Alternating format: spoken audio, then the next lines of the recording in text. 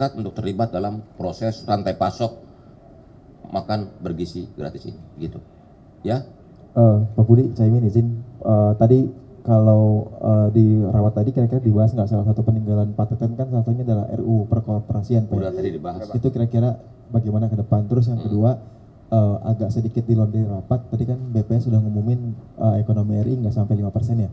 Ada tanggapan nggak dari Caimin? Karena kan ini di bawah beberapa kementerian di bawah Caimin kan pasti bergerak untuk membantu pemerintah mencapai angka ekonomi 7-8%. Terima kasih. Ya, yang pertama koperasi ini selain badan hukum, dia adalah badan usaha. Undang-undang yang mengatur koperasi, padahal koperasi secara konstitusi itu adalah sokong guru ekonomi nasional. Itu terakhir undang-undang tahun 25 tahun 92, amat sangat kuno. Iya. Karena itu kami akan bekerja sekuat tenaga agar undang-undang koperasi ini segera dilakukan perbaikan dengan revisi undang-undang dan kita bikin undang-undang koperasi yang komprehensif, yang lebih utuh, sehingga semua badan usaha yang berbasis soko guru kerjasama, yang berbasis badan hukum, kalau perlu badan hukum yang sebetulnya sulit dalam proses legalisasi bisa melalui badan hukum koperasi.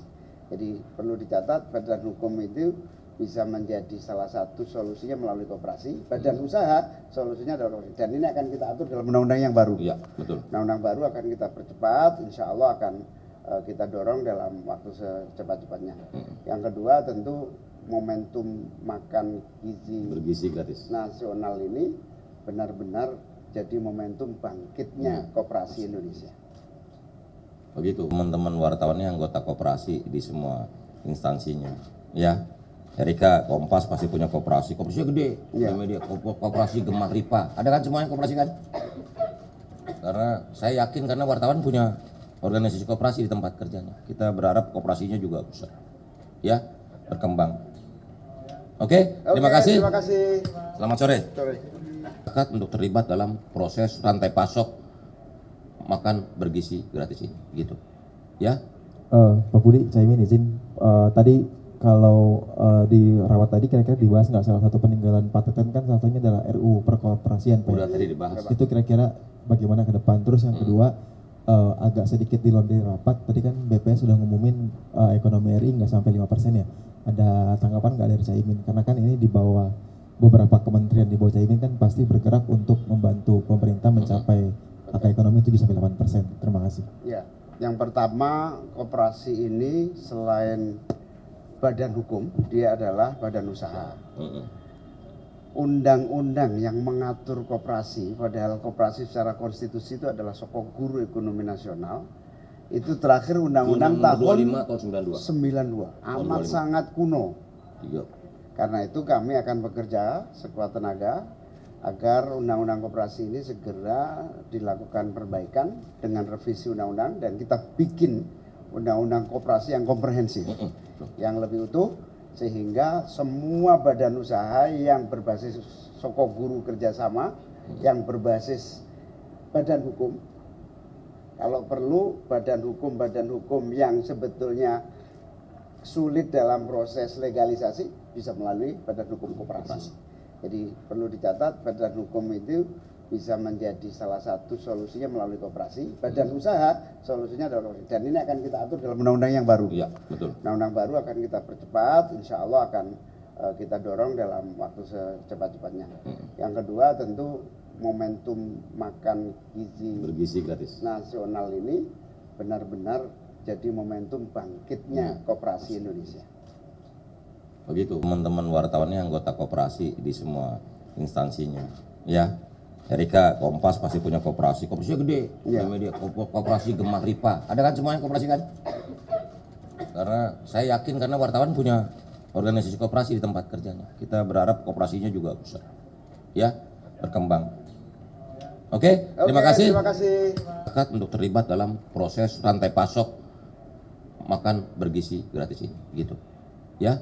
Pak Budi, Caimin izin tadi kalau di rawat tadi kira-kira dibahas nggak salah satu peninggalan Pak Teten kan salah satunya adalah RUU perkoperasian Pak. Udah tadi dibahas. Itu kira-kira bagaimana ke depan. Terus yang kedua agak sedikit di luar dari rapat. Tadi kan BPS sudah ngumumin ekonomi RI nggak sampai 5% ya.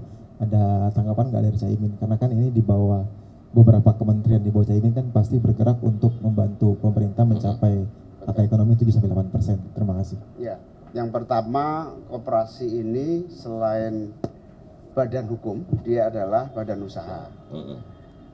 Undang-undang yang mengatur koperasi, padahal koperasi secara konstitusi itu adalah sokong guru ekonomi nasional, itu terakhir undang-undang tahun 25 atau 92. 92, amat sangat kuno. Iya.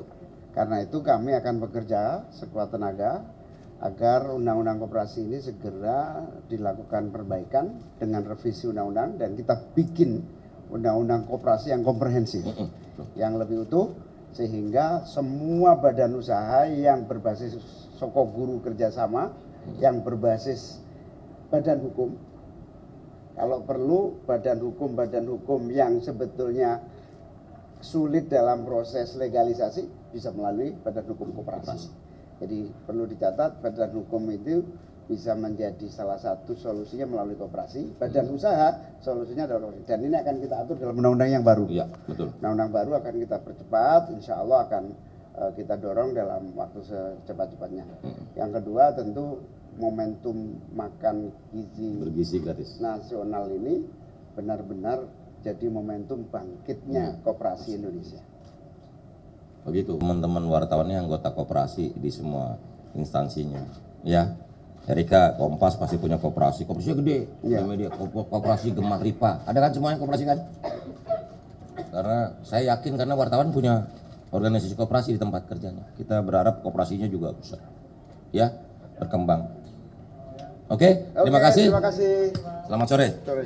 Masyarakat untuk terlibat dalam proses rantai pasok makan bergizi gratis ini, gitu. Ya.